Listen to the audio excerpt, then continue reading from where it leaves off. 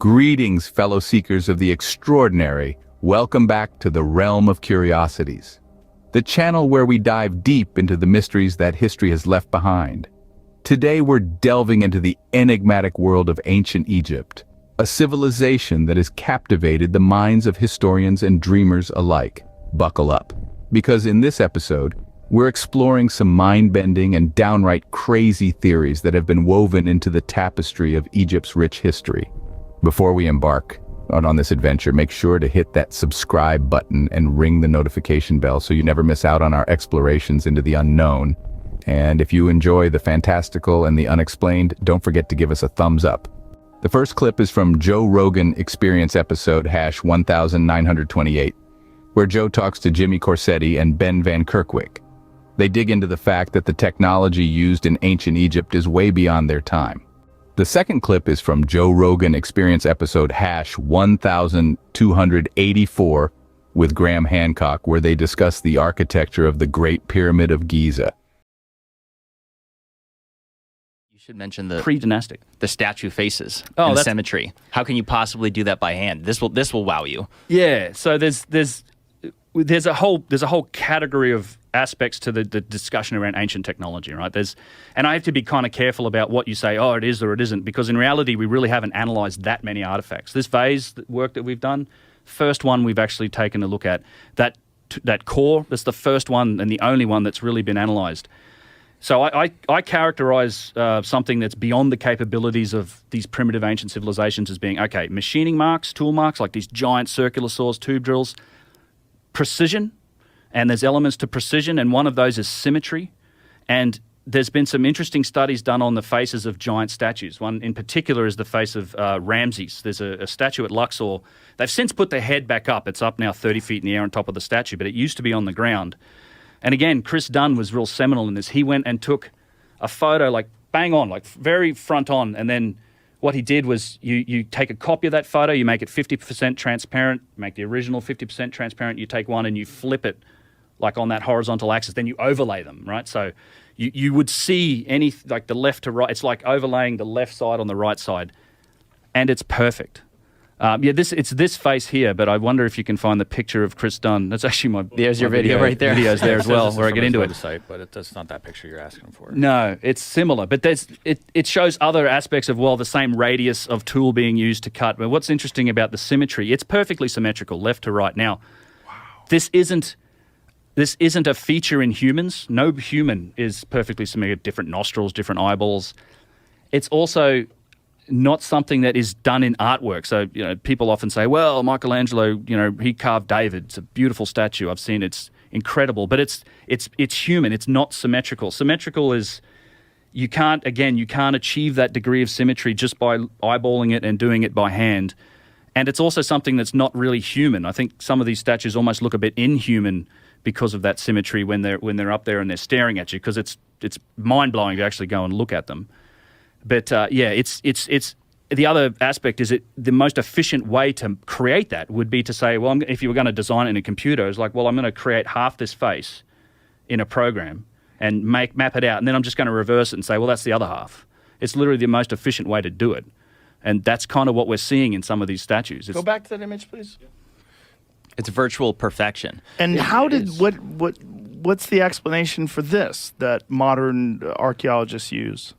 They did it by hand, right? They do it by hand. That's literally what they say. You just don't. They're not engineers and construction experts at the end of the day. That's the problem. So it's very difficult to engage them on those specific details. And I've taken many engineers, master stonemasons, stone carvers, construction guys, and a lot of them see it immediately. People that understand what it takes to both work in this material and to work at the scale that some of this stuff is worked in. They see it immediately, and they just dismiss the idea that this was done with literally pounding stones and, copper chisels. It's a funny thing. They insist those things are how they were done, but not once, no one ever has cut a single big slab of granite the size of a refrigerator in half. We've never gone that far. No one's demonstrated that, yep, you can take a copper bar and sand and grind your way through a refrigerator-sized block. And you're saying copper because we think that they didn't have steel back then. They didn't. Well, they didn't, and not until later. There's no evidence for it. There's evidence for copper. and bronze. There's no evidence for it when we're talking about Right. 2500 BC. Exactly. Now, if there was some sort of very sophisticated civilization that Yep. was tens of thousands of years before that, Yep. and they were wiped out, and Right. then you're leaving behind these artifacts, and then people are claiming them as their own, and then trying to copy them. Imitation was a huge part of it, and we even see that. You go to the Egyptian Museum, and there's these beautiful igneous stone vases made of granite, and right next to them, in the same display, because they're found in the same place, there's a rough pottery vase that's not even turned, just put together by hand, and they've painted it with dots to make it look like granite, and it's shaped the same way as the granite vase. That's pure imitation. Like this here, I love this. This is one of my favorite examples, and this is like either first dynasty or pre-dynastic. But yeah, you have a hard igneous stone vessel made with perfection, and right next to what's clearly an imitation of it, made from pottery, and they've even dotted it up to make it look like granite.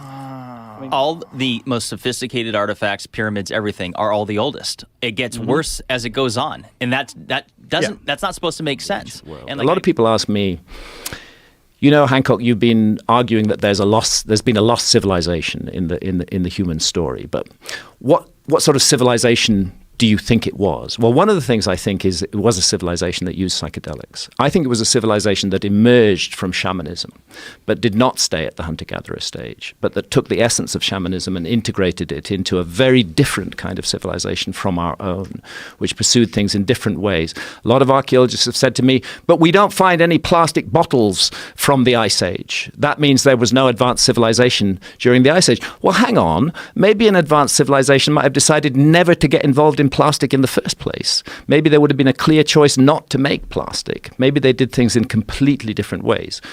Maybe they cultivated powers of the human mind that we dismiss and regard as completely unimportant. Woo-woo. Yeah, this is the thoughts about Egypt, correct? It's about Egypt and about other things. I mean, the specific example I give is above the King's Chamber in the Great Pyramid are 5 further chambers. And these chambers are roofed and floored with granite beams that weigh about 70 tons each. And there are hundreds of them. And these 70-ton granite beams, which to put in context, a 70-ton beam is equivalent in weight to 35 large SUVs. These 70-ton granite beams have been elevated to a height of more than 350 feet above the ground and carefully and precisely placed in position. It is very hard for archaeologists to explain how that was done using purely leverage and mechanical advantage. You can say, perhaps they built a ramp and hauled the stones up the ramp. But then you have to confront basic laws of physics. You can't haul a stone weighing tens of tons up a slope that exceeds 10 degrees. Then you start doing the calculation. How long a ramp do I need with a 10-degree slope to get to 350 feet above the ground? And the answer is you need a fucking long ramp, which should still be there, because it couldn't have been a sand ramp. It would have collapsed under the weight of those stones. It had to be as massive as the pyramid itself. So this begins to seem like an absurd idea, the idea that is foisted on us by archaeology. Maybe the idea that they regard as absurd, namely that psychic powers were cultivated by ancient civilizations, that they could use powers of the human mind that we have allowed to lapse, maybe that idea deserves further consideration.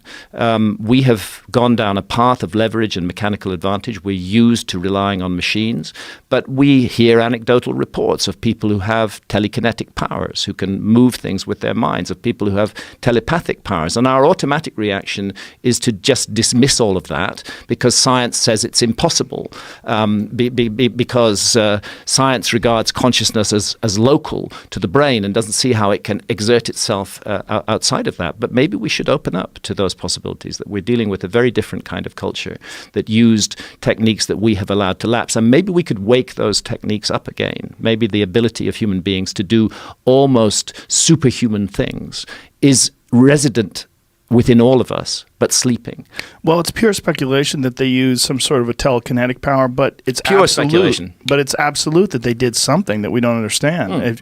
If you think about the distance between us and the construction, just the modern accepted construction dates of the Great Pyramid, it's more than 5,000 years ago, or close to 5,000 years ago. Great Pyramid is supposed to be about 4,500 years old, yeah. That's really old. It's incredibly It's old, yeah. To think that someone back then could do something that would perplex us today Yeah. with modern machinery. Yeah. And that somehow or another they figured this out. It's almost like what they had done was leave behind something that was so stupendous, so monstrously impressive that it would transcend time. Yeah. And that you would have to look at it even thousands and thousands of years later and say, hey, like this defies Yes. conventional explanation. This is not a simple, and I've seen some of the conventional explanations of the construction of the pyramid, and they conveniently neglect those chambers above the king's chamber. They do. They conveniently neglect a lot of those massive stones. Yeah. And it's because it's one of those things you just go, oh, I don't know. What is this, Jamie? There are the chambers is, above yeah. above the king's chambers, and each one of those floors is consists of a row of 70-ton granite blocks that have been raised 350 feet above the ground, and not only that, but brought from Aswan in the south of Egypt, 500 kilometers south of the Great Pyramid. So If there's any time in history where you could go in a time machine and go back and observe, would that be the time? I am just completely fascinated by the Ice Age at the moment. If you had one shot to go back and see what it was like in some place, you wouldn't go to the construction of the Great Pyramids? I think right now where I'd go is 12,800 years ago in the beginning of the Younger Dryas. Just to see. Because I think that's where the whole human story changes. I think that's where we change tracks from one path to another path. And following those cataclysmic events of the Younger Dryas between 12,800 and 11,600 years ago, following those, the signs of civilization that we see emerging are not the beginnings of civilization. They're a restarting of civilization that had existed before the cataclysm. And for that reason, I would like to be present during that cataclysmic event, if only to satisfy myself that it was indeed a comet. You see, the one thing there's no dispute about anymore is that the Younger Dryas was a cataclysm. You can't argue about that. The megafauna that die off, the disruption of human activity that takes place at that time, the huge climate changes.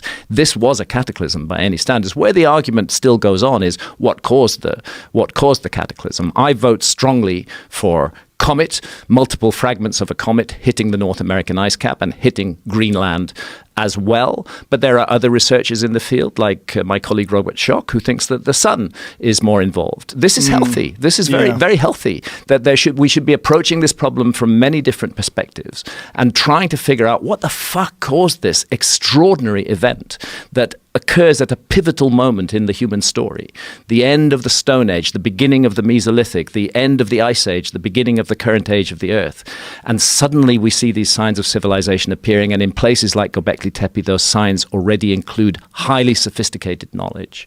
And that's why I feel we really need to investigate the Amazon. There are three places in the world which are really lacking in the investigation right now.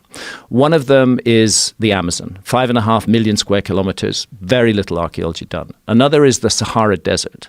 The Sahara Desert, tough place to work. I can understand why there's little archaeology done there, but the Sahara Desert was green during the Ice Age. It had a completely different climate regime. We should consider the possibility that missing parts of the human story are there. And then under the continental shelves, because sea level rose 400 feet. These are three domains that archaeology has largely not investigated, and it has largely not done so. They say, well, why would we spend the money on marine archaeology? It's much better to spend it on looking for shipwrecks rather than looking for signs of a lost civilization, because we archaeologists know there was no lost civilization.